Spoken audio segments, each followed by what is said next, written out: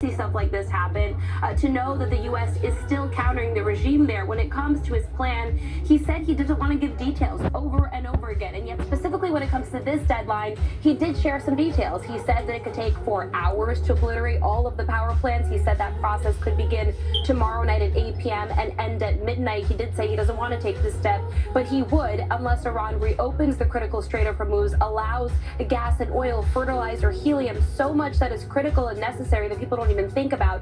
Take a listen to a little bit more of what he had to say. They have till tomorrow. Now we'll see what happens. I can tell you they're negotiating, we think, in good faith. We're going to find out. We're giving them till tomorrow, 8 o'clock Eastern time. And after that, they're going to have no bridges. They're going to have no power plants. Stone Ages, yeah.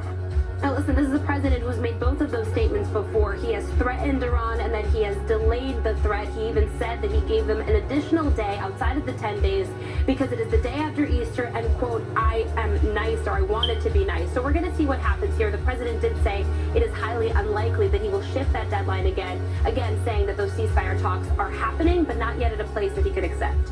And Courtney, let's go back to you. Can you describe the process and maybe the checks and balances inside the Pentagon specifically when it comes to making a decision about something like this, a potentially illegal strike?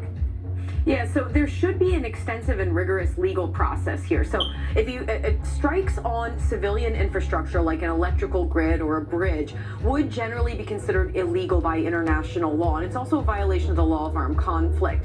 But there are cases where there will be a discussion, often with lawyers, Pentagon JAGs or the COCOM JAGs, where they'll discuss whether, in fact, a strike on one of these facilities actually could have a larger and greater impact militarily than it would have caused suffering in the civilian population. And there are times where they can make that argument legally. But I think the question here is when President Trump is saying so openly that he is not worried about this being a war crime, and you have the Secretary of Defense who's also talked about unleashing the hands of the war fighters, whether that rigorous process will actually occur in this case, especially when they are speaking so openly about this being a likely eventuality at 8 o'clock tomorrow night.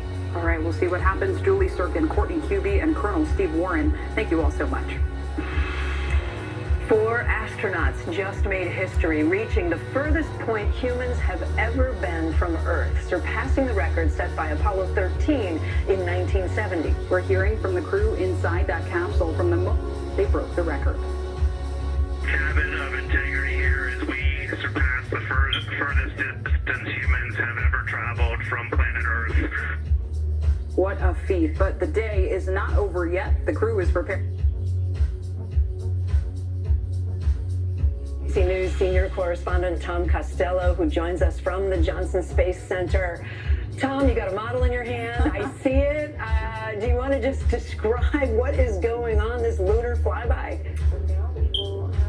Yeah, it's underway right now, and it's going to be happening for the next 7 hours or so. So they are right now flying about 4,000 to 6,000 miles over the far side of the moon. Don't say dark, far side of the moon. That enables them to now see the totality of the far side, pole to pole, and that's what makes this unique, right? Previous Apollo missions have gone very close to the far side of the moon, but they were getting such a narrow, close view, really hugging the surface, that this now gives them a big wide view. They've got incredible cameras now that they're using to document all of that, and they are right now focused. They've broken up into 2 teams, I would tell you, 2 pairs, right? So right now you got Jeremy Hansen and also Reed Weissman taking their turn at the window, photographing the far lunar side.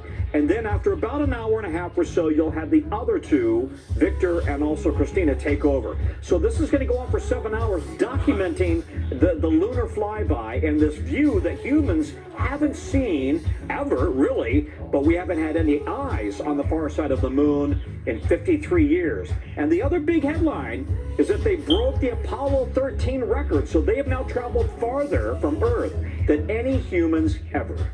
Tom, it really is just so incredible. And this evening, I know we're also expecting to lose communication with the crew as they do reach what you described, the far side of the moon. Can you explain the why there, and how long is that lack of communication supposed to last?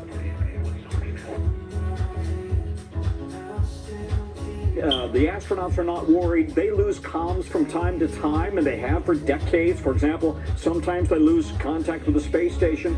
In this case, if you're on the backside of the moon, there's no satellite on the other side to help bounce your signal, so you can't run a radio signal straight through the moon. They're going to simply be out of radio contact. But listen, their course is preset. They've already fired the rocket. They will go right around the moon and head back to Earth. So that will not be, in any sense, that will not put them in danger at all. Tom, there was a touching moment today. The astronauts said that they want to name a crater that they saw, a new crater, after Reed Wiseman's wife.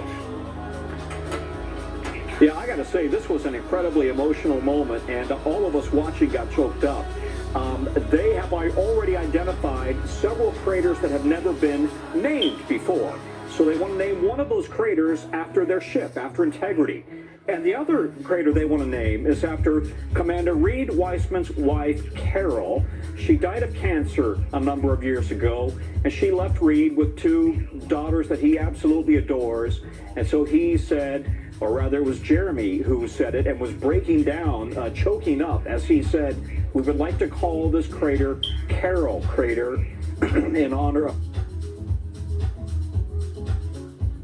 much. So when you saw that entire crew on board the ship, then they were all wiping tears away, they were all hugging, and then Reed came up to the camera and blew kisses to his daughters, who he knows are watching back on Earth. So a very powerful moment as they propose naming one of the craters after Reed's wife. Yeah, you can see a little bit of it there where they were hugging each other. Tom Costello. Tom, thanks so much.